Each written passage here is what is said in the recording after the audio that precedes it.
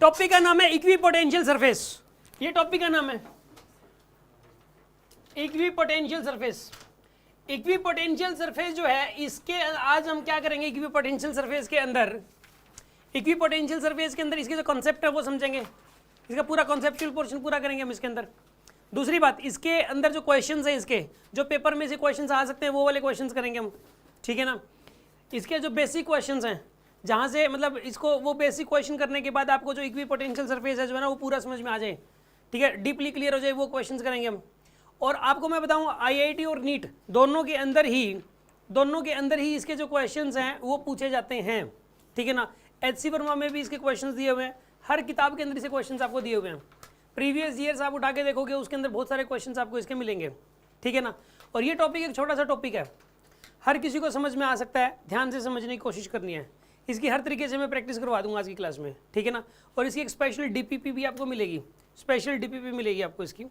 अब सुनो, शुरू करते हैं इक्विपोटेंशियल सरफेस। जैसे कि नाम से ही पता लग रहा है, देखो इक्वी का मतलब होता है सेम और पोटेंशियल का मतलब पोटेंशियल। सेम पोटेंशियल, एक ऐसा सरफेस जिसके सारे पॉइंट्स के ऊपर पोटेंशियल सेम हो, एक ऐसा सरफेस जिसके सारे पॉइंट्स के ऊपर पोटेंशियल सेम हो, उस वाले सरफेस को क्या बोलते हैं बताइए, इक्विपोटेंशियल सरफेस। तो सबसे पहले तो डेफिनेशन इसकी यही होगी, इसकी डेफिनेशन। और वो वाला जो सरफेस है वो एक रियल सरफेस भी हो सकता है और एक इमेजिनरी सरफेस भी हो सकता है। मतलब ऐसा नहीं है कि वो रियल ही होना चाहिए, आप अपने मन में भी मान लो कोई प्लेन मान लो और उस प्लेन के हर पॉइंट पे पोटेंशियल सेम हो, तो हम उस सरफेस को इक्विपोटेंशियल सरफेस कहेंगे, ठीक है ना। लिखिए आप इस बात को, a surface where all points have same potential.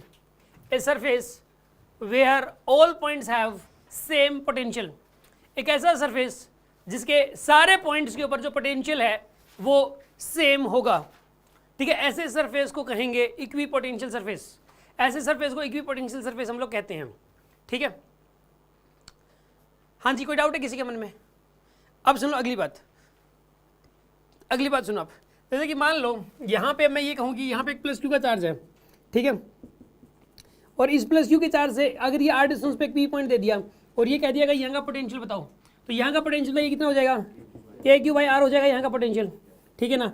और इधर r डिस्टेंस पे यहाँ पे p पॉइंट है, यहाँ का पोटेंशियल कितना हो जाएगा बताइए, KQ/R। और अगर मैं ये कहूँ कि इधर यहाँ पे ये पॉइंट है, यहाँ पोटेंशियल कितना आएगा, सेम आएगा KQ/R। अगर मैं ये कहूँ कि इधर r डिस्टेंस पे यहाँ पे p पॉइंट है, यहाँ पोटेंशियल KQ/R, यहाँ r डिस्टेंस पे यहाँ पे पोटेंशियल बताइए KQ/R।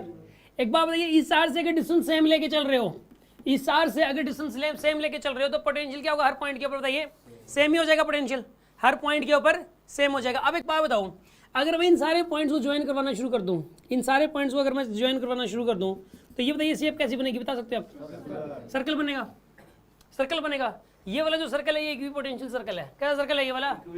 क्योंकि इस सर्कल के हर पॉइंट के ऊपर, इस सर्कल के हर पॉइंट के ऊपर पोटेंशियल होगा सेम, इस सर्कल के हर पॉइंट के ऊपर पोटेंशियल सेम होगा, इसलिए इसको इक्विपोटेंशियल सर्कल भी बोल सकते हो।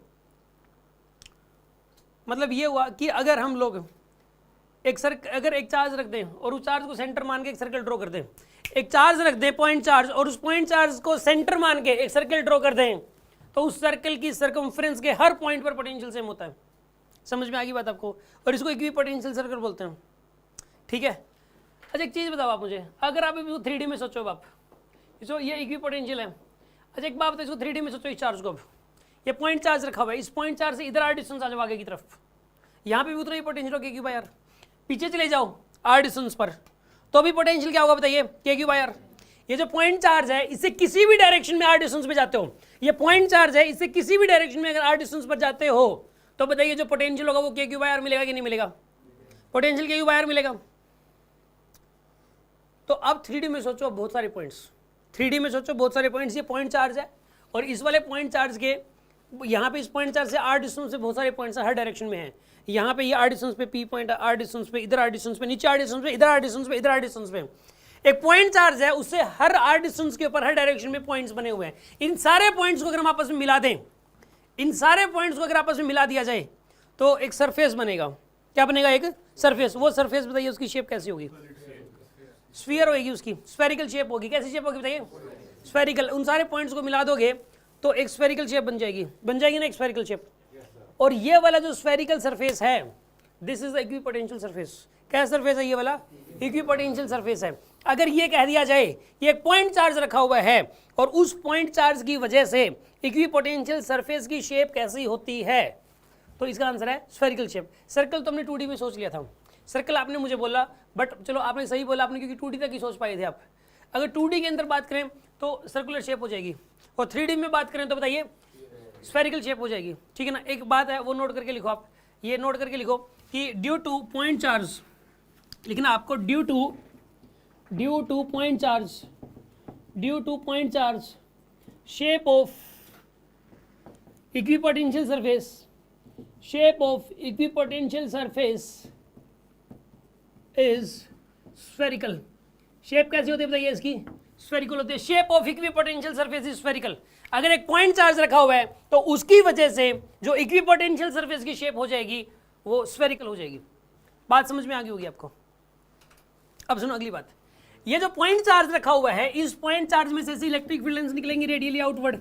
ये बात सारी दुनिया को पता है कि इस पॉइंट चार्ज में से इलेक्ट्रिक फील्ड लाइंस कैसे निकलती हैं बताइए आप, रेडियली आउटवर्ड निकलती हैं। कैसे निकलती हैं बोलो, रेडियली आउटवर्ड निकलती हैं। और ये जो बताइए, ये जो सरफेस है, या इसको 3D में सोचो तो ये स्फेरिकल सरफेस है, और 2D में सोचो तो सर्कल है। आप मुझे एक बात बताइए, ये जो इलेक्ट्रिक, ये जो इक्विपोटेंशियल, इसको एक बार 3D में सोचो आप, ये एक सरफेस है, मान लो स्फेरिकल सरफेस है ये वाला। ये बताओ ये जो इलेक्ट्रिक फील्ड लाइन है इसके परपेंडिकुलर है कि नहीं है, बताओ। यहाँ पर बताइए इलेक्ट्रिक फील्ड लाइन परपेंडिकुलर है या नहीं है, है परपेंडिकुलर। यहाँ पर बताइए परपेंडिकुलर है कि नहीं है। ये जो इलेक्ट्रिक फील्ड लाइन्स आ रही हैं, ये इलेक्ट्रिक फील्ड लाइन्स इस इक्विपोटेंशियल सरफेस के परपेंडिकुलर हैं या फिर नहीं है ना परपेंडिकुलर। बात समझ में आई आपको, परपेंडिकुलर है। रूल भी यही होता है, एक रूल ये होता है कि electric field lines are always perpendicular to equipotential surface. Paper में ये कह सकता है कि इलेक्ट्रिक फील्ड लाइन्स और इक्विपोटेंशियल सरफेस के बीच का एंगल हमेशा कितना होता है। इसका आंसर क्या है, 90 डिग्री। एंगल हमेशा 90 डिग्री होता है। लिखो इस बात को नोट करके, इस बात को नोट करके आपको ये लिखना है कि electric field lines are always perpendicular to the equipotential surface. Electric field lines are always perpendicular to equipotential surface. Electric field lines are always perpendicular to equipotential. Electric field lines हमेशा ही equipotential surface के perpendicular हो जाएंगी। या दूसरे शब्दों में हम ये भी कह सकते हैं कि angle between equipotential surface and electric field is always 90 degree. Angle हमेशा ही 90 डिग्री के बराबर होगा। हाँ जी, बात समझ में आ गई होगी आपको ये वाली। अब सुन लो अगली बात। हाँ जी, एक बात बताओ, यहाँ इसने क्वेश्चन ये बोला कि सर क्या इसमें होलोस्फीयर सॉलिड स्फीयर कुछ होता है क्या। यार सुनो, चैप्टर का नाम क्या है, इक्विपोटेंशियल सरफेस। इक्विपोटेंशियल, इसमें मतलब इक्विपोटेंशियल सरफेस तो स्फेरिकल है बस। इस केस में इसमें सॉलिड स्फीयर क्या होगा, मतलब इसमें सॉलिड स्फीयर का मतलब क्या है यहाँ पे, मतलब सॉलिड वर्ड कुछ समझ में नहीं आई बात है कि इक्विपोटेंशियल सरफेस सॉलिड स्फीयर है, ऐसा कुछ होता नहीं।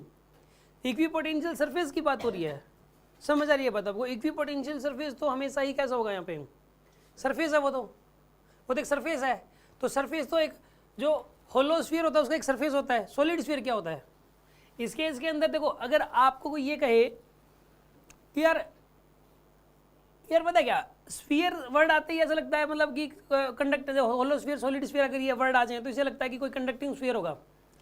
ये कोई कंडक्टिंग स्फीयर नहीं बनाया, ये मैंने एक इमेजिनरी सरफेस बनाया है। क्या सरफेस बनाया है, इमेजिनरी सरफेस है, ये हवा में है, बस मैंने सोचा है कि ये स्फेरिकल शेप का एक इमेजिनरी सरफेस है।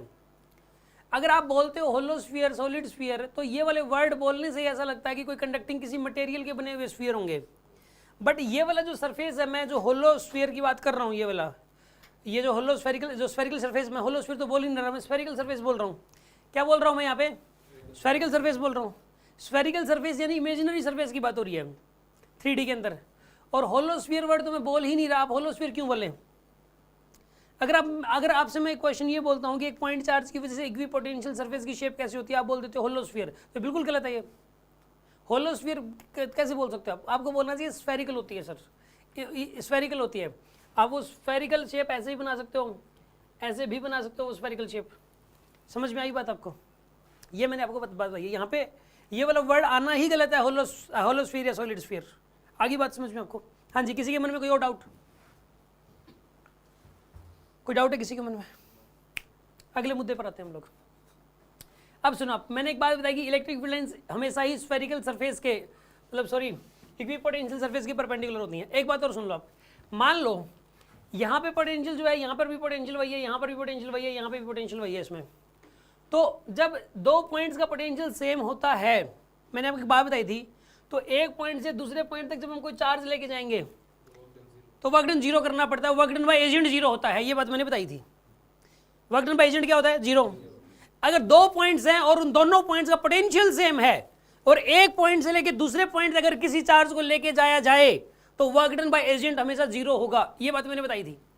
तो एक बात बताइए आप, ये इक्विपोटेंशियल सरफेस शेप में कैसा? स्फेरिकल शेप में कैसा है? ये spherical.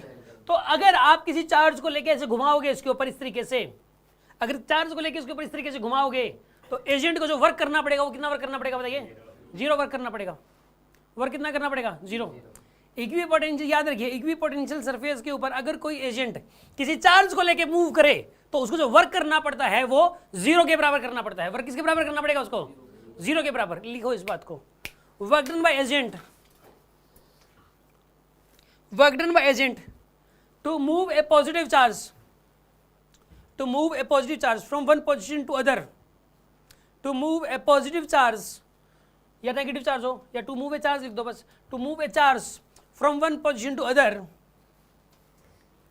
From one position to other on equipotential surface, on equipotential surface is always zero, हमेशा जीरो वर्क करना पड़ेगा, इज ऑलवेज जीरो, हमेशा ही जीरो वर्क करना पड़ता है। ठीक है, अब सुन लो अगली बात।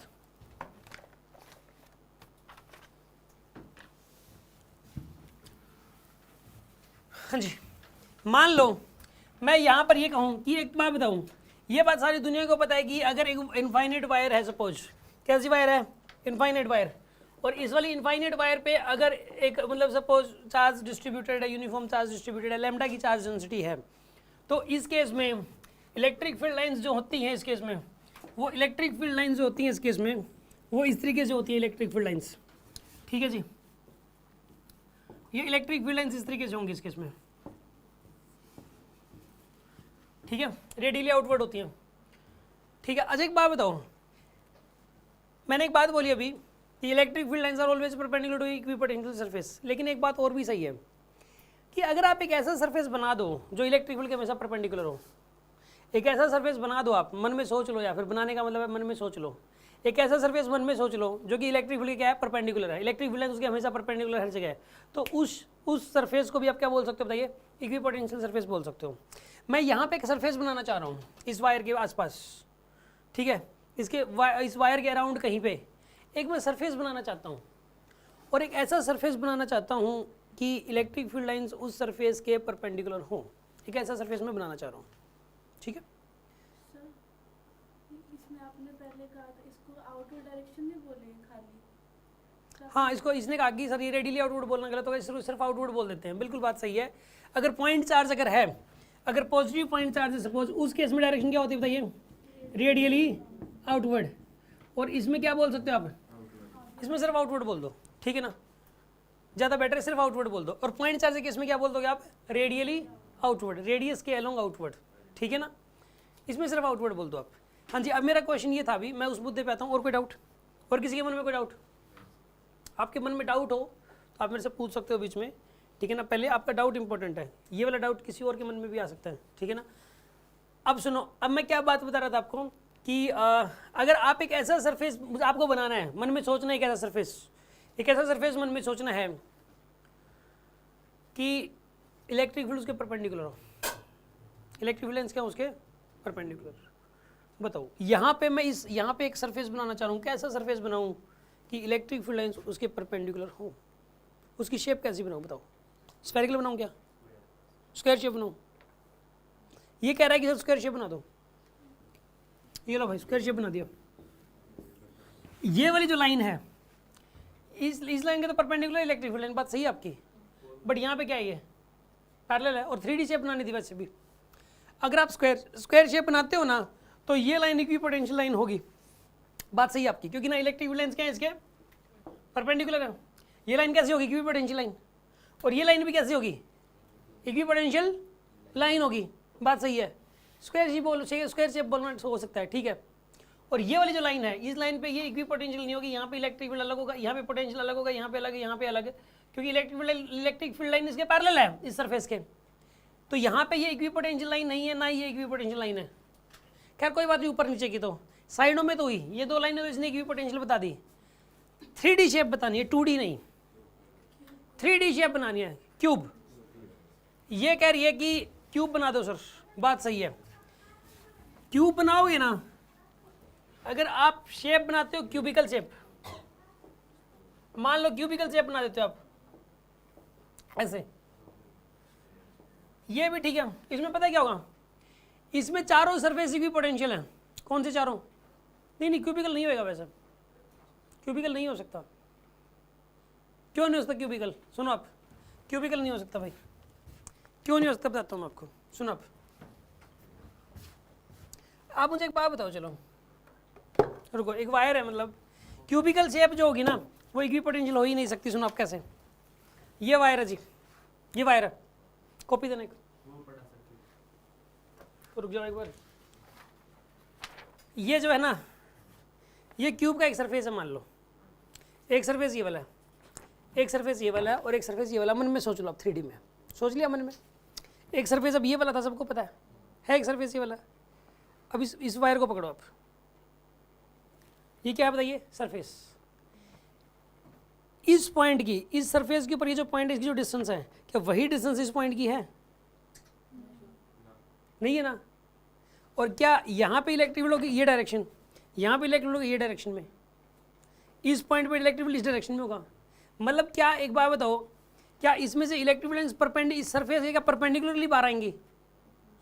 नहीं आएंगी ना बाहर, सारी लाइनें परपेंडिकुलरली बाहर नहीं आएंगी सरफेस के।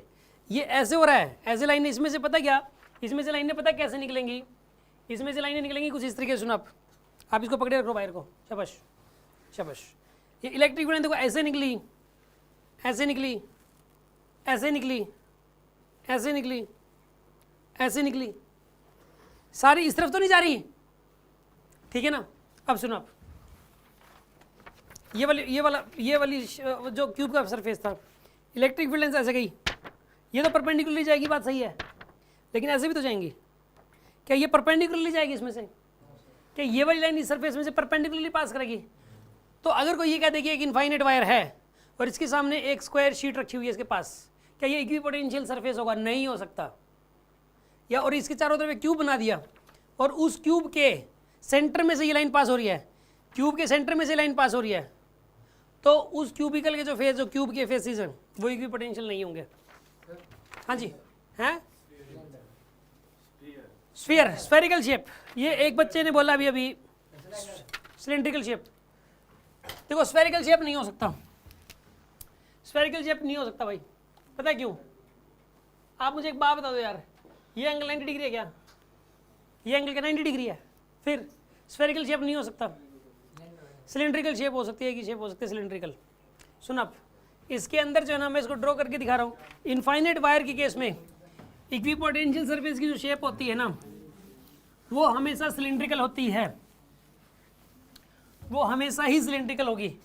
सुनो आप, यहाँ पे मान लो कि एक वायर दे रखी है आपको, इसके ऊपर चार्ज ऐसे, ये चार्ज फैला हुआ यूनिफॉर्म चार्ज, और इलेक्ट्रिक फील्ड लाइन्स ऐसे जा रही है, ठीक है ना, इलेक्ट्रिक फील्ड लाइन्स ऐसे जा रही है। तो यहाँ पे जो ना 3D में इसको ना ये ऐसे बना दो आप शेप, इसमें से ना लाइनें परपेंडिकुलरली बाहर निकलेंगे, हमेशा ही परपेंडिकुलरली बाहर निकलेंगे इसके, और चाहे 3D में भी हो सकते हैं, 3D में बाहर निकलेंगे हर डायरेक्शन में, ठीक है जी। हाँ जी, क्या करना ऊपर की तरफ?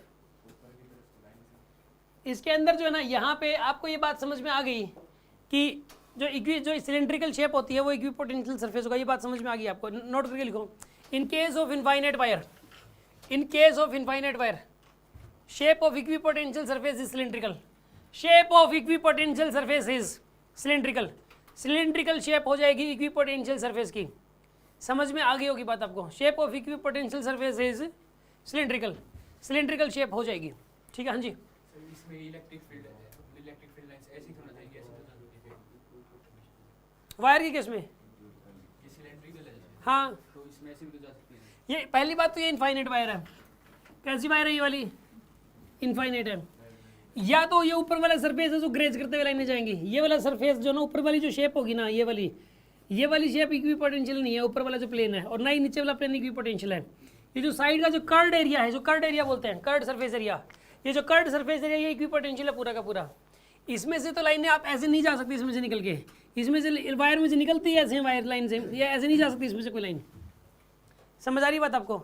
और मैं यहाँ पे बात कर रहा हूँ कि जो उसका जो कर्ड सरफेस है वो इक्वी पोटेंशियल सरफेस होगा। ऊपर का जो प्लेन है, कोई ये कह दे कि एक इनफाइनाइट वायर है और एक सिलेंडर बना दिया, एक सिलेंड्रिकल शेप बना दी, और वो जो इनफाइनाइट वायर है वो उसके एक्सिस के अलोंग से पास कर रही है, एक्सिस के अलोंग से। तो इस वाले सरफेस के ऊपर और इस वाले सरफेस के ऊपर क्या ये इक्वी पोटेंशियल सरफेस है ऊपर और नीचे वाला? ये नहीं है, सिर्फ ये कर्ड वाला जो है ना ये इक्वी पोटेंशियल सरफेस है। समझ में आ रही बात? इसके तो और इस कर्ड के तो इलेक्ट्रिक फील्ड लाइंस पक्का परपेंडिकुलरली पास करेंगी। जो कर्ड वाला एरिया है इसमें से तो इलेक्ट्रिक फील्ड लाइंस पक्का परपेंडिकुलरली ही पास करेंगी। बात समझ में आएगी नहीं आई? किसी को डाउट है? ठीक है, नोट करो आप। Due to infinite wire shape of equipotential surface is cylindrical. Shape of equipotential surface is cylindrical. ये लिखवा दिया मैंने? yes. अब सुन लो अगली बात।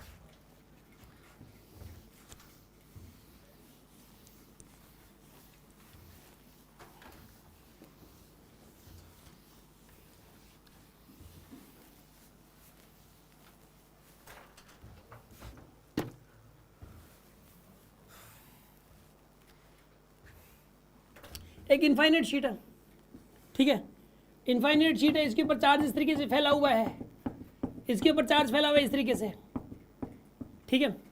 इनफाइनाइट शीट के केस में ये बात सारी दुनिया जानती है कि इलेक्ट्रिक फील्ड लाइन्स ऐसे जाती हैं, इसमें यूनिफॉर्म इलेक्ट्रिक फील्ड होता है, ऐसे होता है। इनफाइनाइट शीट के केस में इलेक्ट्रिक फील्ड लाइन्स ऐसे निकलती हैं, बात सारी दुनिया को पता है। आप मुझे एक बात बताइए, इस केस में इक्विपोटेंशियल सरफेस की शेप कैसी हो जाएगी बताओ? इस केस में इक्विपोटेंशियल सरफेस की शेप कैसी हो जाएगी? कोई भी स्टूडेंट? सिलेंडर आएगा इसमें, इसमें सिलेंडर नहीं आएगा। सिलेंडर कैसे आ जाएगा यार? पहली बात तो इनफाइनाइट शीट है, बहुत बड़ी है, ठीक है ना, बहुत बड़ी है। कैसे सिलेंडर कैसे बनाओगे आप इस केस में? कैसे बनेगा सिलेंडर?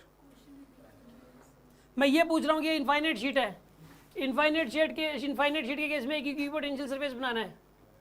इनफाइनाइट शीट है, इसके केस में एक इक्विपोटेंशियल सरफेस बनाना है, कैसे बनाए? ये क्वेश्चन है मेरा। क्यूब बन सकता, क्यूब बन जाएगा। क्यूब का जो 6 के 6 फेस, 4 फेसेस है ना साइडों वाले, वो इक्विपोटेंशियल होंगे, वो भी नहीं होंगे, क्यूब भी नहीं बनेगा। 2 फेस होंगे, एक इधर वाला एक इधर वाला, बस, क्यूब नहीं बनेगा। ये ट्रायंगल कौन बोल रहा है? सुन लो, क्यूब नहीं बनेगा यार। मैं बता देता हूँ, पहले तो आंसर बता देता हूँ, फिर मैं आपके जो जवाब है वो गलत कैसे ही बता दूंगा। इसका आंसर है बस एक, इसका जो इक्विपोटेंशियल सरफेस बनेगा वो प्लेनर बनेगा। बस कैसा बनेगा बताइए? प्लेनर। बस एक प्लेन शीट यहाँ पे रख दो, आप एक प्लेन शीट रख दो, और ये इक्विपोटेंशियल सरफेस है। कैसा सरफेस है बताइए? ये वाला यहाँ पे रख सकते हो, इधर रख दो, चाहे इससे कोई फर्क नहीं पड़ता।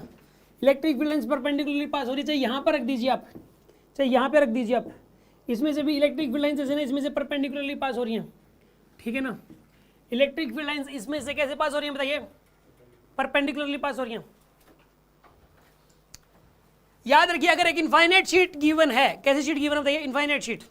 उसके केस में इक्विपोटेंशियल सरफेस की शेप जो होती है वो प्लेनर होती है, वो प्लेनर होती है। और प्लेन को ऐसे रखोगे इस शीट के पैरेलल, उस प्लेन को एक मतलब एक शीट, ये जो इनफाइनाइट शीट है इसके पैरेलल एक प्लेन है, इमेजिनरी प्लेन है, ठीक है। शीट मतलब मान लो, शीट मान लो ऐसे है, शीट ऐसे है, और ये प्लेन भी इसके पैरेलल ऐसे, ठीक है ना। तो ये वाला जो प्लेन होगा, ये प्लेन कैसा होगा बताइए? इक्विपोटेंशियल, क्योंकि इसके इलेक्ट्रिक फील्ड हमेशा क्या है? परपेंडिकुलर। क्योंकि ये रूल हमेशा के लिए ट्रू है, ये रूल हमेशा के लिए ट्रू है कि इलेक्ट्रिक फील्ड लाइंस के परपेंडिकुलरली एक सरफेस बना दिया जाए तो वो इक्विपोटेंशियल होगा। हाँ जी, आप बोलो, क्या बोल रहे हो? इनफाइनाइट शीट जब इसमें 2D होगा, बस इसमें ना ये प्लेनर को 3D का माना मैंने, प्लेनर को तो 2D होता है, इसमें 3D शेप पॉसिबल ही नहीं है। ये कह रहा है कि सर 3D शेप कैसे होगी इनफाइनाइट शीट के केस में? सुन लो, इनफाइनाइट शीट के केस में ऐसी कोई 3D शेप बनाना पॉसिबल ही नहीं होगा, ऐसी कोई 3D शेप बनाना है पॉसिबल ही नहीं होगा जो कि इक्विपोटेंशियल हो। सर क्यों नहीं होगा? सर क्यूब हो सकता है, क्यूब मैं बनाता हूँ सर क्यूब। इसमें क्यूब अगर आप बनाओगे कहीं पर भी, सपोज यहाँ पर आपने क्यूब बना दिया, यही वाला क्यूब बन गया, जैसे ये 2 शीट्स हैं और ये क्यूब बना दिया, तो यार एक बात बताऊँ इसमें प्रॉब्लम क्या है? ये वाला जो प्लेन है इधर वाला इक्विपोटेंशियल होगा, इधर वाला भी इक्विपोटेंशियल होगा, और इसका भी पोटेंशियल अलग है, इसका भी अलग है वैसे भी, और ऊपर वाला नहीं होगा क्योंकि यहाँ पोटेंशियल अलग, यहाँ अलग, यहाँ अलग, यहाँ अलग। इस सरफेस का हर पॉइंट अलग, इसका मतलब इस सरफेस के सारे पॉइंट्स का पोटेंशियल सेम है, इस सरफेस के भी सारे पॉइंट्स का पोटेंशियल सेम है, लेकिन ये वाला फेस बाकी सारे फेसेस का तो नहीं है ना, बाकी 4 फेसेस बच गए।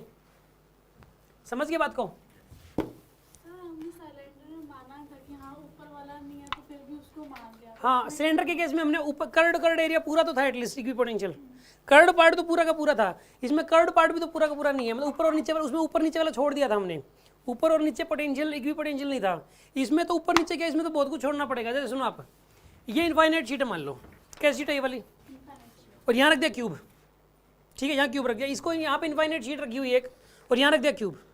अब सुनो आप, यहाँ जो इनफाइनाइट शीट रखी हुई है इसमें से इलेक्ट्रिक फील्ड ऐसे जा रही है इलेक्ट्रिक फील्ड।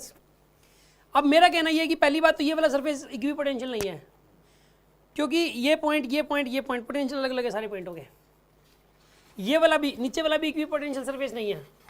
किसी स्टूडेंट ने पोटेंशियल वाली क्लास नहीं की हुई है तो उसको ये कम समझ में आएगा, पहले पोटेंशियल वाली क्लास अटेंड करने की जरूरत है। यहाँ पे इसके अंदर जो है ना, यहाँ पे भी नीचे हर पॉइंट के ऊपर पोटेंशियल अलग अलग होगा। क्यों अलग अलग होगा वो उस क्लास के अंदर बताया गया है। यहाँ पे इलेक्ट्रिक लाइन ऐसे जा रही है तो पोटेंशियल अलग अलग होगा इन सारे पॉइंटों का। अब सुनो, इसमें भी, यहाँ पे भी इस पॉइंट का अलग, इस पॉइंट का अलग पोटेंशियल भी यहाँ पे भी अलग अलग होगा। सिर्फ इक्विपोटेंशियल सरफेस कौन सा है? ये वाला, और ये वाला भी इक्विपोटेंशियल, लेकिन इसका इस पॉइंट का भी, इधर का भी पोटेंशियल और इधर का पोटेंशियल अलग अलग है।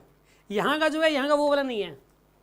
तो एक प्रकार से 2 प्लेन ही तो लिया आपने इसमें भी, क्यूब के केस में भी तो 2 प्लेन ही तो ले रहे हो, 2 प्लेनर ऑब्जेक्ट, दो प्लेन ऐसे हैं, ये वाला प्लेन भी इक्विपोटेंशियल है और ये वाला प्लेन भी equipotential surface. Our answer planar ही होगा इस केस के अंदर, ठीक है ना। कोई ये कह दे कि इनफाइनाइट शीट के केस में इक्विपोटेंशियल सरफेस की शेप कैसी होगी, तो इसका आंसर होगा प्लेनर। समझ में आ गई बात? सर इसको इमेजिनरी करेंगे रियल करेंगे? इमेजिनरी मान लो, चाहे रियल सरफेस बना दो वहाँ पे, चाहे इमेजिनरी मान लो, चाहे रियल सरफेस बना दो, इक्विपोटेंशियल होगा वो। सर डिफरेंस क्या होता है इमेजिनरी मान लिया और रियल में? बस बाय द वे रियल ना हो, बच्चा ये सोचना शुरू कर देता है यहाँ पे रियल क्या बनाया सर, क्या किस चीज़ का बना हुआ है, कौन सा सरफेस बना दिया।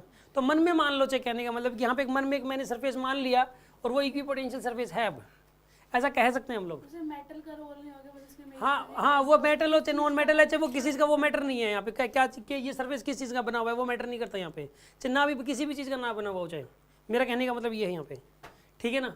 हाँ जी, किसी के मन में कोई और डाउट हो? अब सुनो, पेपर में क्वेश्चन ये आ जाता है कि एक चार्ज, एक पॉइंट चार्ज है, वो इन्फिनिटी पे रखा हुआ है। कहाँ पे रखा हुआ है? इन्फिनिटी पे। उसकी वजह से इक्विपोटेंशियल सरफेस कैसा होगा? इसका आंसर प्लेनर है। अगर एक पॉइंट चार्ज को इन्फिनिटी पे रख दें तो उसकी वजह से इक्विपोटेंशियल सरफेस की शेप कैसे होगी? वो पैरेलल ही, वो प्लेनर ही होगी। क्यों होगी प्लेनर? वो भी मैं समझाऊंगा, पहले लिख लो आप, लिखो आप। Shape of equipotential surface, shape of equipotential surface, shape of equipotential surface due to a point charge, due to a point charge which is placed at infinity, which is placed at infinity, which is placed at infinity, is always planar, is always planar, planar होगा। क्यों होगा planar? सुनो अब, अगर यार point charge अगर infinity पे रखा हुआ है, यार एक बात बताओ, उसकी वजह से ना इलेक्ट्रिक फील्ड से ना यहाँ तक इनफाइनाइट इतनी दूर से आते आते पैरेलल हो चुकी होंगी, पैरेलल दिखाई देंगी ऑलमोस्ट, जैसे सन से रेज आती हैं, ठीक है। यहाँ पर जो सन से रेज आ रही हैं, इसके अंदर जो सन से रेज आ रही हैं यहाँ पे, अगर सपोज सन से रेज जो आ रही है, सन कैसा बताइए, सन में से जो लाइट रेज निकल रही हैं वो कैसे निकल रही है बताइए? सन में से लाइट रेज रेडियली आउटवर्ड निकल रही हैं, कैसे निकल रही है बताइए? लेकिन यहाँ तक आते आते पैरेलल हो जाती है। हम सन से आने वाली रेज को ऐसे बनाते हैं, ऐसे बनाते हैं सन से आने वाली रेज को, सन से आने वाली रेज को ऐसे बनाया जाता है। सन बहुत दूर है यहाँ से, और उस आने वाली रेज को हम कैसे बना देते हैं बताइए, पैरेलल बना देते हैं हम लोग, क्योंकि वो यहाँ से बहुत दूर है इनफाइनाइट डिस्टेंस पे, इसलिए पैरेलल बना देते हैं। तो यहाँ पर भी वही होगा, अगर एक पॉइंट चार्ज इन्फिनिटी पे है तो उसकी वजह से आते आते इलेक्ट्रिक फील्ड लाइन्स यहाँ तक हमें पैरेलल दिखाई देंगी, उनके बीच गैप बढ़ता हो रहा होगा लेकिन वो इतना माइन्यूट सा बढ़ रहा होगा। शुरू देखो यहाँ पे ना ये पॉइंट चार्ज है तो शुरू में तो गैप बढ़ता हुआ दिख रहा है बहुत ज़्यादा, लेकिन बहुत ज़्यादा दूर जाने पर भी उनके बीच का जो गैप है ना वो बढ़ता हुआ तो दिखेगा, लेकिन वो ना के बराबर बढ़ता हुआ दिखेगा, इसलिए ऑलमोस्ट पैरेलल हो जाएंगी, वो तो इक्विपोटेंशियल सरफेस से प्लेनर हो जाएगी। बात समझ में आ गई होगी यहाँ तक आपको? कोई डाउट है किसी के मन में? अब सुनो अगली बात, इनफाइनाइट वायर से रिलेट कर सकते हो? इनफाइनाइट वायर से रिलेट कर सकते हैं, मतलब क्वेश्चन समझ नहीं आया इसका। इनफाइनाइट वायर रिलेट क्या चीज़ है मतलब? क्योंकि इसमें भी पैरेलल हो रही हैं और ये पैरेलल हो रही है और एक कम स्पेस के अकॉर्डिंग हो रही हैं, तो उस अकॉर्डिंग है। बाद में डिस्कशन करेंगे। अब सुनो अगले डिस्कशन, अगले मुद्दे पे आते हैं हम लोग। ये मैंने आपको बताया, इसके अंदर देखो मैंने अभी तक ना जो मेन बातें बताई एक बार उसको उसके क्वेश्चंस करेंगे अब उसे कुछ क्वेश्चंस करेंगे, उन क्वेश्चन से आपको आइडिया हो जाएगा, ठीक है। सुनो मैंने क्या क्या बताया एक बार उसका हम लोग उसका रिवीजन ले लेते हैं छोटा सा। मैंने ये बताया कि इक्विपोटेंशियल सरफेस एक ऐसा सरफेस होता है जिसके सारे पॉइंट्स पर पोटेंशियल सेम होता है। अगली बात मैंने ये बताई कि हमेशा इलेक्ट्रिक फील्ड लाइन्स होंगी वो इक्विपोटेंशियल सरफेस के हमेशा परपेंडिकुलर होंगी। दूसरी बात मैंने ये बताई। तीसरी बात मैंने ये बताई है कि इक्विपोटेंशियल सरफेस के ऊपर अगर कोई एजेंट एक चार्ज को मूव करवाए तो उसको जीरो वर्क करना पड़ता है। एक बात मैंने ये बताई कि पॉइंट चार्ज की वजह से इक्विपोटेंशियल सरफेस की शेप हमेशा ही स्फेरिकल होती है। एक बात मैंने ये बताई कि इनफाइनाइट वायर की वजह से इक्विपोटेंशियल सरफेस की शेप हमेशा ही सिलिंड्रिकल होती है। एक बात मैंने ये बताई कि इनफाइनाइट शीट की वजह से इक्विपोटेंशियल सरफेस की शेप हमेशा प्लेनर होती है। ये बात मैंने आपको बताई है। अब सुन लो अगली बात।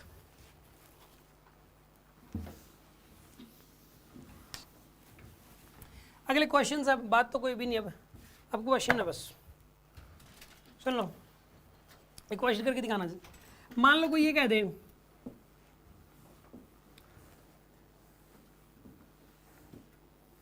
यहाँ 10 वोल्ट, ये 20 वोल्ट है, ये 30 वोल्ट है, ये 40 वोल्ट है, ठीक है। ये वाली जो डिस्टेंस दे रखी है आपको ये 0.1 मीटर दे रखी है, ये वाली डिस्टेंस दे रखी है 0.4 मीटर, और ये वाली डिस्टेंस दे रखी है 0.8 मीटर। हाँ जी सुन लो आप, ये इक्विपोटेंशियल सरफेस दिखाएगा यहाँ, ठीक है ना। ये 10 वोल्ट का इक्विपोटेंशियल सरफेस है, ये 20 वोल्ट का इक्विपोटेंशियल सरफेस है, 30 वोल्ट का इक्विपोटेंशियल सरफेस है, ये 40 वोल्ट का इक्विपोटेंशियल सरफेस है। और इनके पोटेंशियल मैं लिख रखे हैं इन चारों इक्विपोटेंशियल सरफेस के, इक्विपोटेंशियल सरफेसेस दे रखे हैं आपको, और इनके बीच का गैप दे रखा है।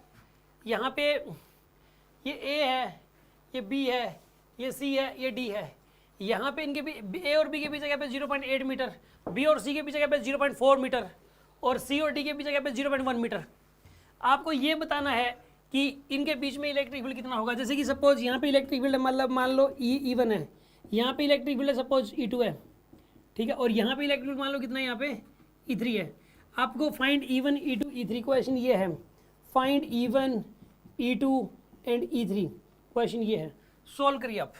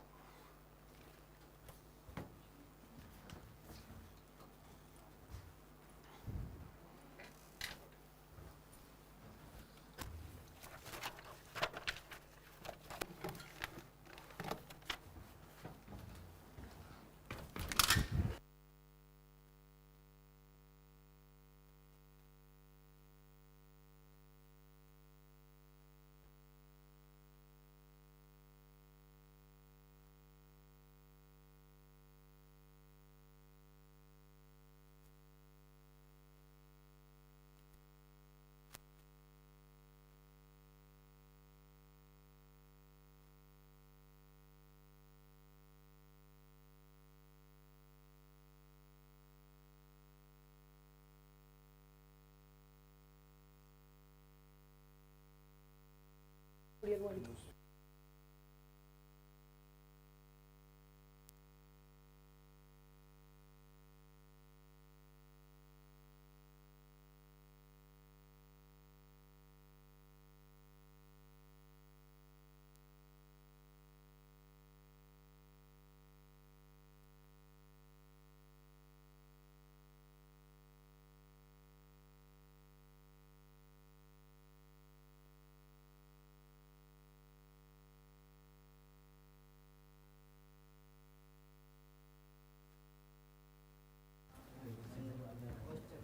हाँ जी,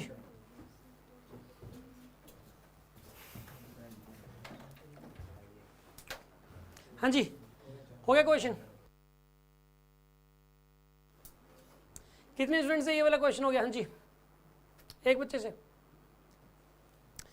हाँ जी, ध्यान से सुनिए आप, इस क्वेश्चन को कैसे करेंगे। आप एक बात बताओ यार, इसमें कॉन्सेप्ट एक कि मान लो यार कि मैंने एक बात बताई थी आपको कि अगर इलेक्ट्रिक फील्ड ई का है और ये एक ए पॉइंट है और ये बी पॉइंट है और इनके बीच गैप एल है, कितना गैप है इनके बीच का? तो इन दोनों पॉइंट्स के बीच में पोटेंशियल डिफरेंस कितना होता है? ई इंटू एल के बराबर। कितना पोटेंशियल डिफरेंस होता है? सबको पता है यूनिफॉर्म इलेक्ट्रिक फील्ड के अंदर अगर दो पॉइंट हैं, यूनिफॉर्म इलेक्ट्रिक फील्ड में दो पॉइंट हैं, तो उन दोनों पॉइंटों के बीच में पोटेंशियल डिफरेंस कितना होता है बताइए? ई इंटू एल। और इसका कम हो जाएगा पोटेंशियल और इसका ज़्यादा हो जाएगा। तो इसके अंदर सुनो आप, यानी कि देखो इसका कम है इलेक्ट्रिक पोटेंशियल, इसका ज़्यादा है, तो इलेक्ट्रिक फील्ड लाइन्स हमेशा हायर टू लोअर होती हैं। यानी इलेक्ट्रिक फील्ड होगा तो इधर ही, ये मैंने डायरेक्शन बना दी, चाहे मैं ना भी बनाता तो भी आप डायरेक्शन खुद बना सकते थे, क्योंकि इलेक्ट्रिक फील्ड हमेशा कहाँ जाता है बताइए? Higher to lower. ये हायर है, ये लोअर है, इलेक्ट्रिक फील्ड इधर होगा। समझ आ रही है बात आपको? यहाँ पे ये हायर है, ये लोअर है, इलेक्ट्रिक फील्ड इधर होगा। यहाँ पर भी ये हायर है, ये लोअर है, इलेक्ट्रिक फील्ड इधर ही हो जाएगा। समझ आ रही है बात? इसको अगर मैं 10 वोल्ट बना देता, 40 को क्या बना देता बताइए? 10 वोल्ट। तो इलेक्ट्रिक फील्ड किधर होता है बताइए? ऐसे केस में इधर ही हो जाता है, इस केस में। ठीक है जी, यहाँ तक आप सुन लो। इस क्वेश्चन को कैसे करोगे आप? देखिए आप, इसमें इलेक्ट्रिक फील्ड यहाँ पे कितना है, यहाँ से यहाँ तक। एक बात बताइए, इन दोनों पॉइंट के बीच में देखो जो पोटेंशियल डिफरेंस होता है वो ई इंटू एल के बराबर होता है। अब पहले यहाँ से यहाँ तक ए टू बी पोटेंशियल डिफरेंस कितना है बताइए? यहाँ पे 40 माइनस 30 कितना आएगा यहाँ पर? ये 10 ई इंटू एल। ई की वैल्यू E1 और एल की वैल्यू कितनी आएगी बताइए? यहाँ पे 0.8। E1 की वैल्यू कितनी आएगी यहाँ पे? 10 अपॉन में 0.8, 100/8 ये आंसर आएगा इसका। ठीक है, न्यूटन पर कूलम या वोल्ट पर मीटर बोल दो। ठीक है, ये आंसर आएगा।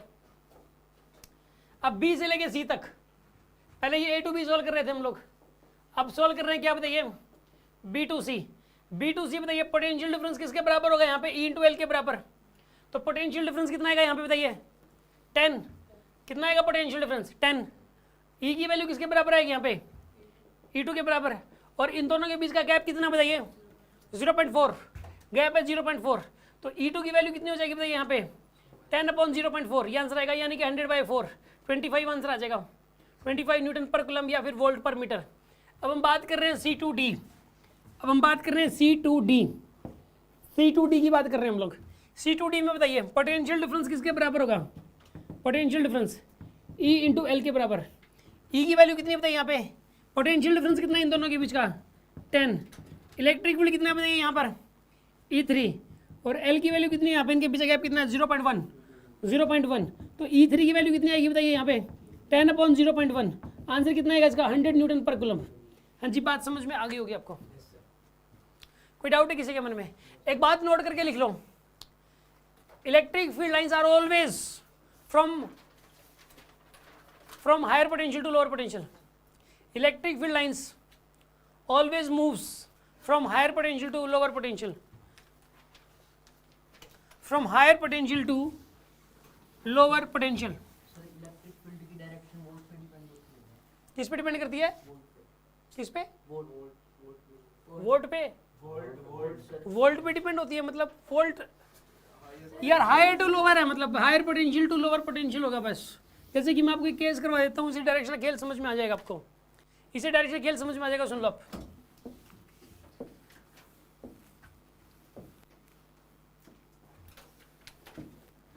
मान लो ये वाला गैप है 0.1 मीटर है, ये गैप है 0.4 मीटर। ठीक है, ये वाला गैप है 0.2 मीटर और ये वाला गैप है 0.6 मीटर मान लो। ठीक है ना? यहाँ 20 वोल्ट है, ये 60 वोल्ट है, ठीक है, ये 40 वोल्ट है, ठीक है, ये 80 वोल्ट का पोटेंशियल है और ये 10 वोल्ट का पोटेंशियल है। 20 कर लो चलो, ठीक है। यहाँ पे इलेक्ट्रिक फील्ड E1, यहाँ पर E2, यहाँ पर E3 और यहाँ पर E4। यहाँ इलेक्ट्रिक फील्ड E1, यहाँ पर E2, यहाँ पर E3, यहाँ पर E4। ये इलेक्ट्रिक फील्ड दिए हुए हैं आपको। इस E1 की डायरेक्शन बतानी है और उसकी वैल्यू बतानी है। E2 की डायरेक्शन और वैल्यू, E3 की डायरेक्शन और वैल्यू, E4 की डायरेक्शन और वैल्यू। हाँ जी, सॉल्व करना आपको।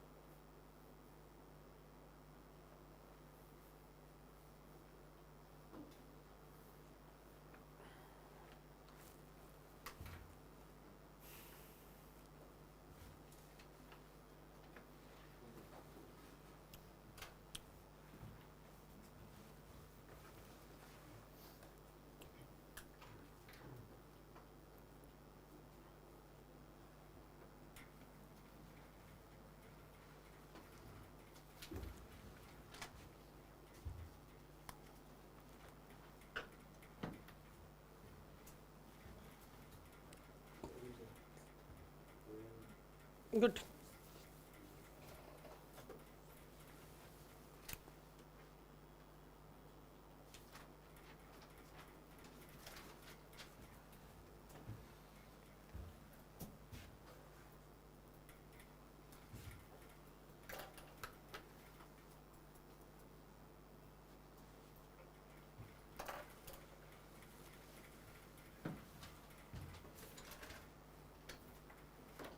हाँ जी, सुनिए आप कैसे करेंगे इसको।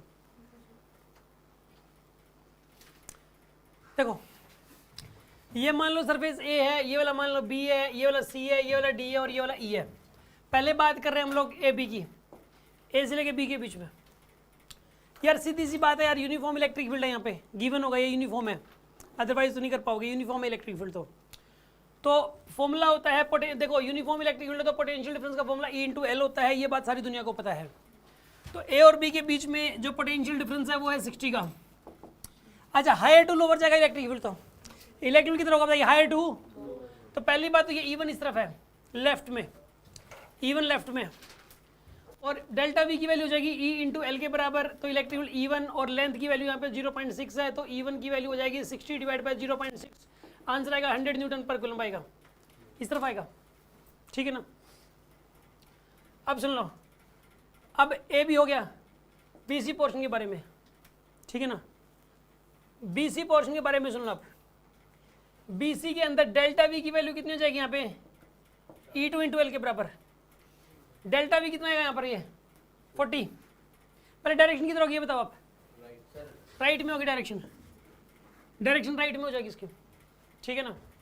तो यहाँ पे ये आएगा डेल्टा वी, तो 40 आ गया, ठीक है। E2 और L की वैल्यू आएगी 0.2, तो E2 की वैल्यू कितनी आएगी बताइए, 40 बाय 0.2, कितना आंसर आएगा इसका, 200 आ जाएगा, 200 न्यूटन पर कूलम आ गया भाई। E3 की वैल्यू बताइए, यहाँ पे हायर टू लोअर, इस तरफ होगा electric field, higher to lower, तो क्या लिखोगे बताइए, डेल्टा वी की value E × L। Delta V कितना आएगा यहाँ पर, ये 20, E की वैल्यू कितनी आएगी यहाँ पे, E3, और L की वैल्यू कितनी आएगी 0.4, तो E3 की वैल्यू कितनी आएगी यहाँ पे 20/0.4, 200 डिवाइड बाय 4, कितना आंसर आएगा यहाँ पर, ये 50 आंसर आएगा, आंसर आएगा 50। ठीक है ना, और डायरेक्शन इस तरफ हो गई। अब इनके बीच में डी और ई के बीच में बताइए, डी ई के बीच में बताइए आप पोटेंशियल डिफरेंस किसके बराबर होगा यहाँ पर, ये ई इंटू एल। तो E into L, delta V की वैल्यू यहाँ पे कितने आएगी, यहाँ पे 40। इलेक्ट्रिक फील्ड कितना आएगा यहाँ पर, ये E4। एल कितना है यहाँ पे बताइए 0.1। तो E4 की वैल्यू आएगी 40/0.1। कितना आंसर आएगा इसका 400 न्यूटन पर कूलम। और डायरेक्शन इसकी हायर टू लोअर इस तरफ हो जाएगी डायरेक्शन। समझ में आ गया होगा आपको ये? हाँ जी, कोई डाउट है किसी के मन में? इक्विपोटेंशियल सरफेस के मैंने सारे कॉन्सेप्ट्स आपको बता दिए, इसके अंदर क्वेश्चन प्रैक्टिस भी मैंने आपको करवा दी, लेकिन अभी 2 क्वेश्चन और करवा रहा हूँ। इन दोनों क्वेश्चंस को करने के बाद कॉन्फिडेंस और भी ज़्यादा बिल्डअप हो जाएगा। इनसे थोड़ा सा टफ लेवल के क्वेश्चंस हैं वो, ये कर लेने के बाद आपको इक्विपोटेंशियल सरफेस और भी इजी लगेगा। ठीक है, शुरू करते हैं हम लोग। अगला क्वेश्चन,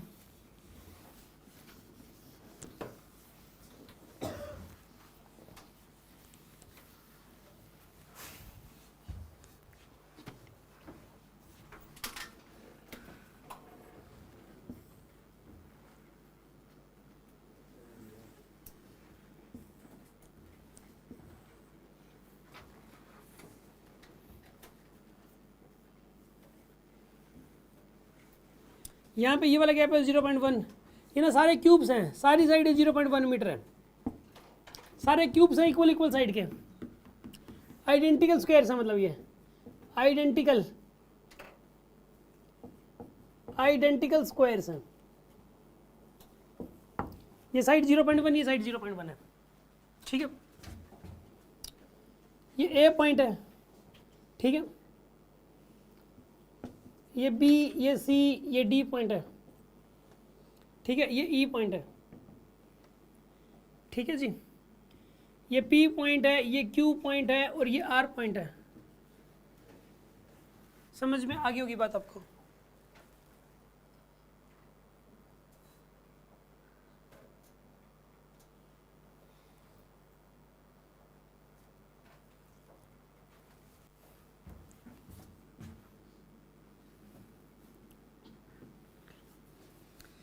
ए B C D P Q R, ये वाला पॉइंट है एक्स, ये वाला पॉइंट है वाई, ये वाला पॉइंट है जेड। ठीक है, ये वाला पॉइंट जेड है। अब देख लो मैंने कौन सा पॉइंट क्या बनाया, पहले तो पॉइंट्स बनाओ आप। ये ए पॉइंट है, ये बी, ये सी, ये डी, ये ई, ये पी, ये क्यू, ये आर, ये एक्स, ये वाई, ये जेड। ठीक है जी,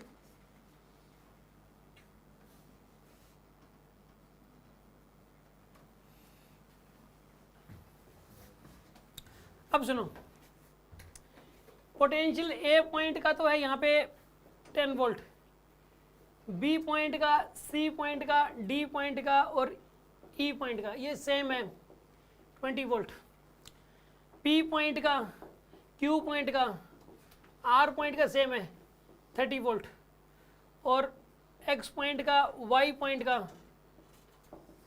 और जेड पॉइंट का सेम है 40 वोल्ट। ठीक है, यहाँ पूरे में एक ही electric field, uniform electric field, uniform electric field given आपको, यूनिफॉर्म इलेक्ट्रिक फील्ड है यहाँ पे, यूनिफॉर्म इलेक्ट्रिक फील्ड है। मैग्नीट्यूड डायरेक्शन बताना है, फाइंड मैग्नीट्यूड एंड डायरेक्शन। करिए आप इसको, पेपर में आता है इस टाइप का क्वेश्चन। ठीक है ना, करिए इसको।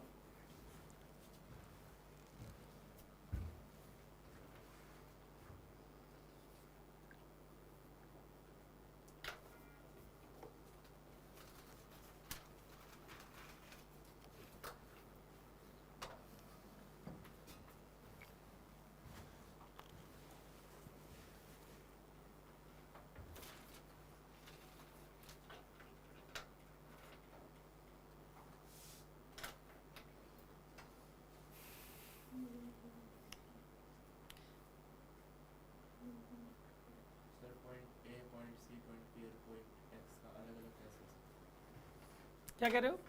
पॉइंट ए, सी, पी और एक्स का पोटेंशियल डिफरेंस अलग-अलग कैसे हो सकता है, हो सकता है, ये तो खास बात है इसमें।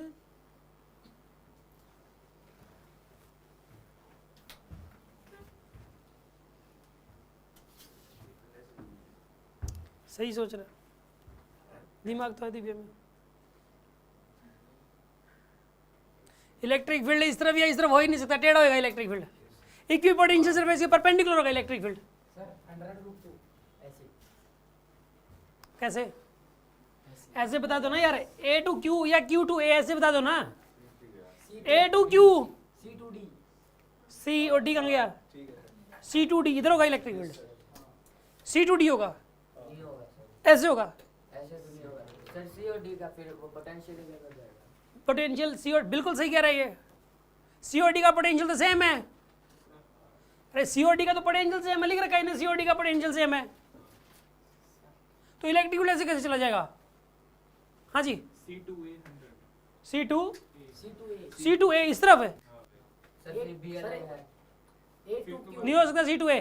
Q to A आप रुक जाओ, C to A जो बता रहे हो ना आप, C to A ये तो इलेक्ट्रिक फील्ड परपेंडिकुलर भी नहीं, उसके पोटेंशियल इक्विपोटेंशियल सरफेस के परपेंडिकुलर भी नहीं हुआ, ठीक है। हाँ जी, और कोई? Sir Q to A. Q to A. Q to A इस तरफ यस सर। कितना आएगा? 100 रूट 2 100 रूट 2 आ रहा है। ये एक आंसर आ रहा है भाई, एक बच्चा बोल रहा है, आंसर दे रखा है, इसका आंसर बोल रहा है 100 रूट 2। Q to A अभी चेक करते हैं सही है कि गलत है। हाँ जी, और कोई आंसर तो बता दो।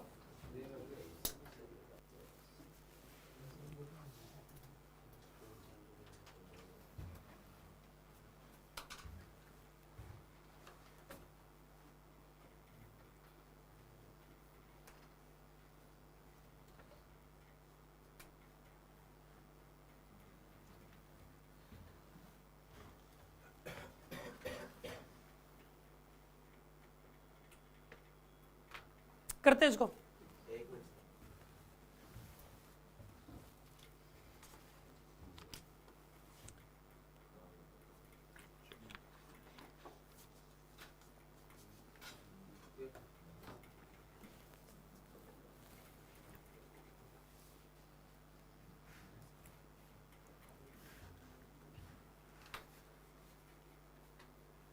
सुनो भाई, देखो बी सी डी का पोटेंशियल सेम, इनको मिला दो,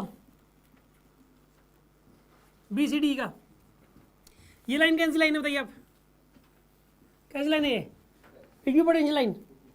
कैसी लाइन है बोले? तो टेढ़ी हो गया यार, समझो आप, ये थोड़ा स्क्वायर सही से नहीं बने हुए, लेकिन ये सीधी बनाओगे अगर तो मतलब सीधी बनेगी इस केस के अंदर। अगर आप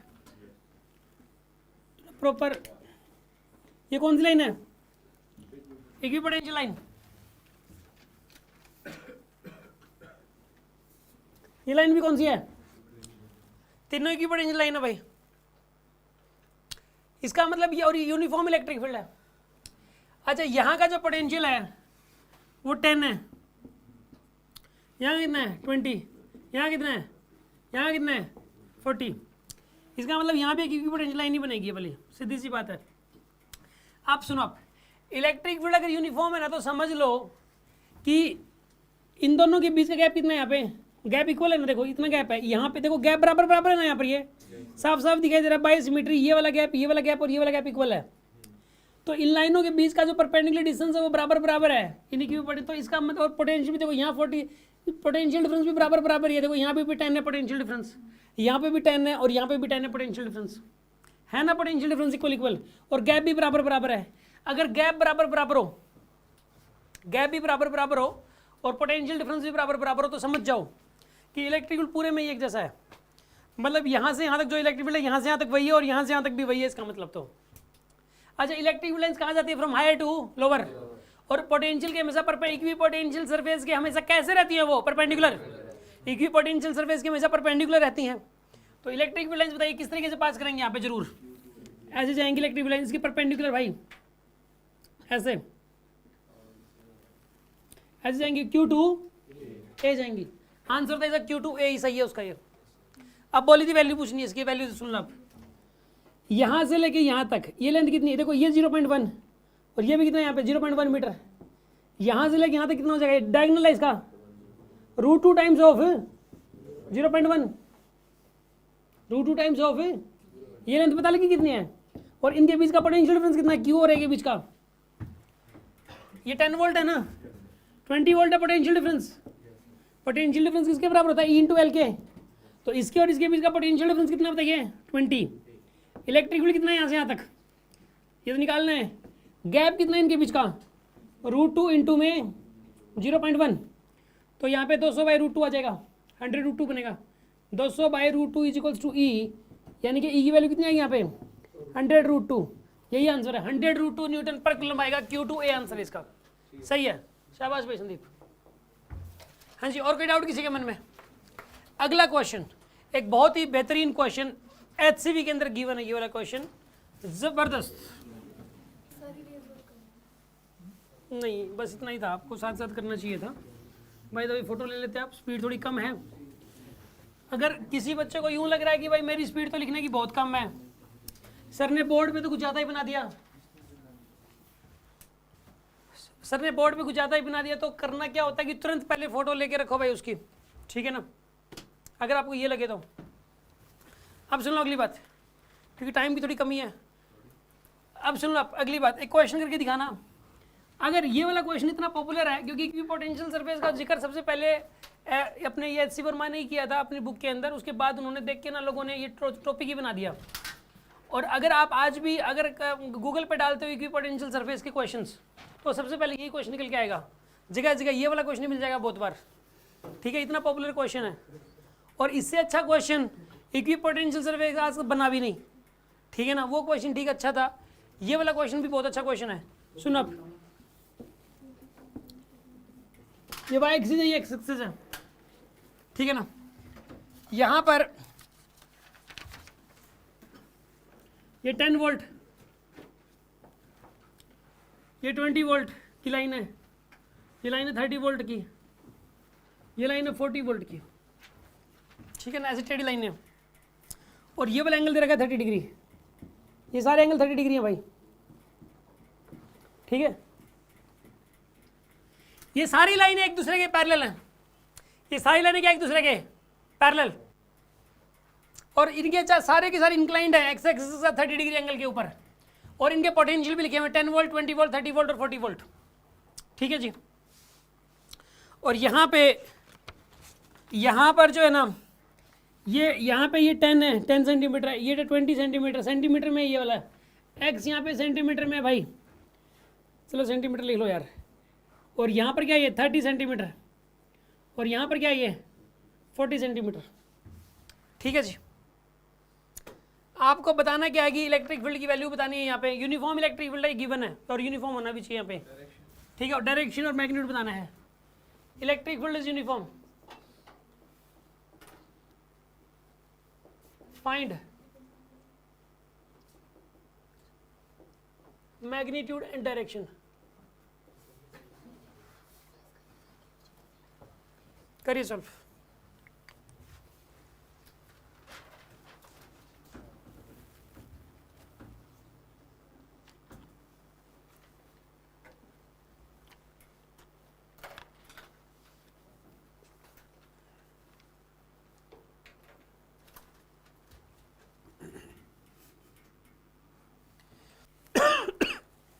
सिर्फ 1 मिनट मिल रही है।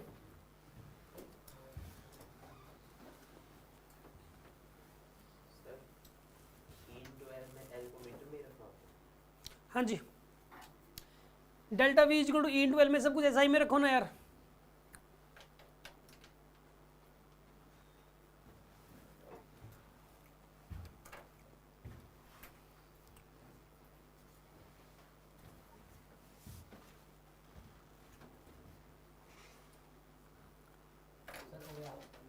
क्या आंसर आ रहा है? 100 और 60 वाले एंगल से कट।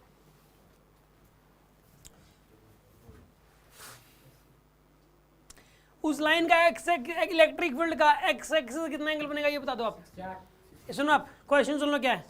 इलेक्ट्रिक फील्ड का मैग्नीट्यूड बता दो और उसका एक्स एक्सिस के साथ एंगल बता दिया करो। अगर एक्स एक्सिस दे रखा हो ना तो उसके साथ एंगल बताना इलेक्ट्रिक फील्ड का सबसे सही तरीका डायरेक्शन बताने का। 60 एंगल होगा सर, और 60 डिग्री एंगल होगा इलेक्ट्रिक फील्ड के साथ, मैग्नीट्यूड 100। मैग्नीट्यूड 100 होगा। एक स्टूडेंट बोल रहा है 100 आएगा इलेक्ट्रिक फील्ड और एक्स एक्सिस से 60 डिग्री एंगल पे आएगा, ठीक है। तुम क्या कह रहे हो? 1000 और एंगल यही आएगा 60 डिग्री। हाँ भाई, 2 बच्चों के आंसर है, बाकी सही क्या है अभी चेक करते हैं उसको। हाँ जी, और कोई? 200 डायरेक्शन बोलो 60 डिग्री। ठीक है, ये एक्स एक्सिस के साथ एंगल बताया जा रहा है, एक्स एक्सिस 60 डिग्री बता रहे हैं। ये 3 बच्चों ने आंसर दिया है अभी, ठीक है, ये पता नहीं सही है कि गलत है, अभी चेक करेंगे इसको। 50 कह रहे हो आप, 50 न्यूटन पर कूलम, एंगल बोलो 60 डिग्री। एक ने आंसर ये भी दिया है, और कोई? हाँ जी, करते सॉल्व। सुनो आप, पहली बात तो इलेक्ट्रिकल यूनिफॉर्म होगा, क्यों? क्योंकि देखो इनके पीछे गैप है 10, इनके पीछे गैप जो भी है बराबर बराबर गैप लग रहा है आपको दिखने में। परपेंडिकुलर डिस्टेंस जो ये वाली है, ये परपेंडिकुलर डिस्टेंस इनके बीच की, उतनी डिस्टेंस ये वाली है और उतनी ही डिस्टेंस ये वाली है, परपेंडिकुलर डिस्टेंसेस हैं ये इक्वल गैप है यहाँ पे, ठीक है ना। और यहाँ पे पोटेंशियल डिफरेंस भी गैप इक्वल है, 10, यहाँ पे भी 10 का, यहाँ पे 10 का और यहाँ पे भी 10 है। तो इस प्रकार यूनिफॉर्म इलेक्ट्रिक फील्ड होगा। और एक और बात, इलेक्ट्रिक फील्ड हमेशा हायर टू लोअर होता है, इलेक्ट्रिक फील्ड हमेशा higher to higher potential to lower potential, मतलब इलेक्ट्रिक फील्ड की डायरेक्शन पहली बात तो ये वाली हो जाएगी, इलेक्ट्रिक फील्ड इस तरफ है भाई, ये है, और परपेंडिकुलर होगा ऐसे होगा इलेक्ट्रिक फील्ड, ये इलेक्ट्रिक फील्ड ऐसे होगा, पहली बात तो ये है, ठीक है जी। परपेंडिकुलर ये वाला एंगल कितना है यहाँ पे 90 डिग्री, तो एंगल तो एक्स एक्सिस के साथ 120 बन गया, पहली बात तो ये सारे गलत है। इलेक्ट्रिक फील्ड जो है ना वो इस तरफ है, आपने इस तरफ मान लिया होगा, है ये इस तरफ, फ्रॉम हायर टू लोअर, तो ये इक्विपोटेंशियल सरफेस के साथ एंगल है 90 डिग्री, ये 30 था तो 120 हो गया। पहली बात तो आंसर आएगा, एंगल तो आएगा 120 डिग्री इसका, ये तो सारे गलत है, एंगल तो 120 डिग्री बनेगा। बात समझ में आएगी नहीं आई आपको? अब दूसरी बात, ऐसे नहीं बताना होता, उस तरफ से इस तरफ से क्या होता है, कह रहा मैंने उस तरफ से बता दिया था, इलेक्ट्रिक फील्ड है तो इस तरफ ना, है तो इस तरफ, ठीक है ना। अब इसकी वैल्यू सुन लो, ये लेंथ है 10 सेंटीमीटर, ये लेंथ कितनी यहाँ पे 10 सेंटीमीटर, ये वाला एंगल कितना है यहाँ पर 90 डिग्री, ये वाला एंगल कितना है यहाँ पर 60 डिग्री, 60 डिग्री एंगल है। ऑफिस में एक बार ऑफिस में वेट कर लो थोड़ी देर, ऑफिस में भी क्लास स्टार्ट है। ये 60 डिग्री एंगल है, ये वाला एंगल है 60 डिग्री, ये लेंथ आप एल मान लो, ये वाली लेंथ कितनी मान लो आप, एल कितनी लेंथ है ये वाली यहाँ से यहाँ तक की, एल लेंथ है। इस वाले क्वेश्चन के अंदर जैसे कि ये वाली ट्रायंगल बन गई, अब ये हमें क्लियर हो गया कि इसमें जो इलेक्ट्रिक फील्ड है वो इस डायरेक्शन में होगा, इलेक्ट्रिक फील्ड इस वाली डायरेक्शन में होगा। अब यहाँ पे जो ये वाली ट्रायंगल बनी है, इस वाली ट्रायंगल के अंदर ये वाला एंगल है 90 डिग्री के बराबर, ये वाली लेंथ है 10 सेंटीमीटर के बराबर, ये वाला एंगल है 30 डिग्री, ये है एंगल 60 डिग्री ये वाला। सपोज ये वाली जो लेंथ है, हमें अब इस ट्रायंगल के अंदर ये वाली लेंथ निकालनी है। इस ट्रायंगल के अंदर देखो 90 डिग्री के सामने वाला जो एंगल होता है वो हमेशा हाइपोटेन्यूज होता है, जो 90 डिग्री के सामने वाली साइड होती है, ये 90 डिग्री है तो ये हाइपोटेन्यूज होगा यहाँ पे। तो ये वाली जो लेंथ आएगी यहाँ से लेके यहाँ तक, ये आएगी 10 cos 60, 10 cos 60 मतलब 5 सेंटीमीटर। यहाँ से लेके यहाँ तक की जो डिस्टेंस होगी ये वाली हो जाएगी 5 सेंटीमीटर के बराबर। दिस लेंथ इज 5 सेंटीमीटर है। अब हमें ये बताना है कि इस इलेक्ट्रिक फील्ड की वैल्यू क्या होगी। तो इसको करने के लिए हमने यहाँ पे फॉर्मूला अप्लाई करना है, delta V is equals to E into L के बराबर। डेल्टा वी की वैल्यू जो आएगी यहाँ से लेके यहाँ तक का जो पोटेंशियल डिफरेंस है that is 10 volt here. Potential difference हमने लिखा 10 वोल्ट। इलेक्ट्रिक फील्ड की वैल्यू सपोज ई है यहाँ पे, और जो ये वाला गैप है, ये वाला गैप है 5 सेंटीमीटर के बराबर, 5 सेंटीमीटर। इसको मीटर में कन्वर्ट करेंगे 5/100, तो ई की वैल्यू यहाँ पे निकल के आएगी 1000 डिवाइडेड बाई 5 यानी कि 200। इसका जो आंसर है यहाँ पर आएगा वो 200 न्यूटन पर कूलम। आंसर इज 200 न्यूटन पर कूलम। इलेक्ट्रिक फील्ड होगा 200 न्यूटन पर कूलम का, और इसका जो एंगल बनेगा यहाँ पर ये वाला 120 डिग्री के बराबर। ये इसका आंसर है।